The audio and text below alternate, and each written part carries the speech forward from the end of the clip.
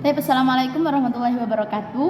Selanjutnya saya akan menjelaskan makalah patologi sosial yang tadinya sudah saya menjelaskan tentang makalah kesejahteraan sosial dan sekarang tentang patologi sosial dengan judul permasalahan aspek perilaku menyimpang, defisiasi individu, defisiasi situasional dan defisiasi sistematis.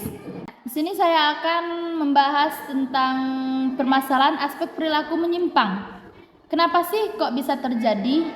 Apa sih penyebabnya? Nah, di sini saya akan menjelaskan tentang permasalahan aspek perilaku menyimpang. Masa remaja merupakan masa yang penuh dengan gejolak. Pada saat ini, perubahan sosial yang begitu cepat serta sarana dan prasarana komunikasi dan perhubungan sudah sedemikian maju.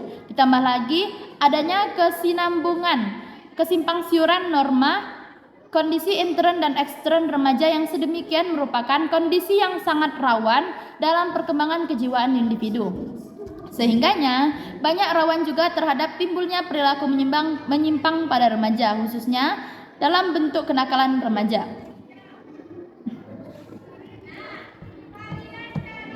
Baiklah, di sini saya akan memberi contoh apa saja sih perilaku menyimpang tersebut. Yang pertama, adanya bolos sekolah. Bolos sekolah juga termasuk perilaku menyimpang. Kemudian tawuran antar pelajar. Tawuran antar pelajar ini juga termasuk dalam perilaku menyimpang. Dan selanjutnya ada balapan liar. Selanjutnya diasingkan teman, dan selanjutnya berebut sesuatu, dan yang terakhir yakni perbuatan kriminal. Baiklah, di sini saya akan menjelaskan satu persatu dari ketiga deviasi tersebut. Yang pertama, deviasi individual.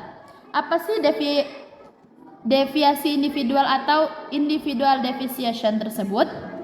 Ternyata deviasi ini sebuah perilaku menyimpang yang biasanya hanya dilakukan oleh satu orang atau individu yang tidak dapat mematuhi nilai maupun norma yang berlaku pada suatu lingkungan. Contoh deviasi tersebut yakni melakukan tindakan kejahatan tanpa adanya rencana. Contohnya merampok, memeras, ataupun bahkan mencuri.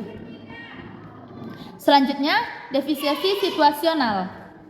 Deviasi situasional atau penyimpangan situasi ini adalah bentuk penyimpangan yang dilakukan karena adanya desakan dari lingkungan sekitar.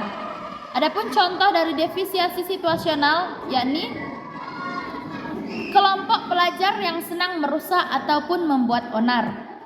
Yang terakhir, yakni deviasi sistematik atau perilaku penyimpangan kelompok. Deviasi ini adalah bentuk penyimpangan yang dipengaruhi oleh suatu kelompok seperti organisasi. Misalnya, ada suatu organisasi yang menanamkan paham radikal. Nah, terus ada juga faktor-faktor penyebab terjadinya deviasi. Baiklah, di sini saya akan menjelaskan ada 4 faktor yang menyebabkannya.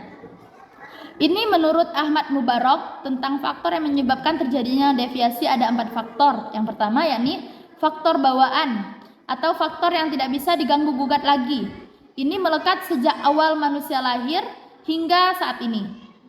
Kemudian yang kedua, faktor lingkungan atau terjadinya deviasi ini faktor luar atau berpengaruh terhadap lingkungan. Hal ini biasanya terjadi pada anak-anak remaja yang sedang mencari identitas dirinya. Kemudian yang ketiga, faktornya yakni kegagalan memahami norma, nilai dan budaya masyarakat. Kemudian yang keempat, rasa iri dengki.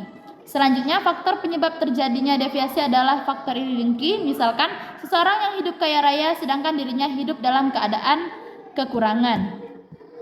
Kemudian ada contoh-contoh deviasi. Yang pertama tadi kan sudah saya jelaskan, perbuatan kriminal. Perbuatan kriminal ini contohnya seperti mencuri, menganiaya, merampok, dan lain sebagainya. Kemudian contoh deviasi selanjutnya yakni kenakalan remaja. Kenakalan remaja kan adalah suatu tindakan yang tidak terpuji dan melanggar norma hukum, agama, dan peraturan negara.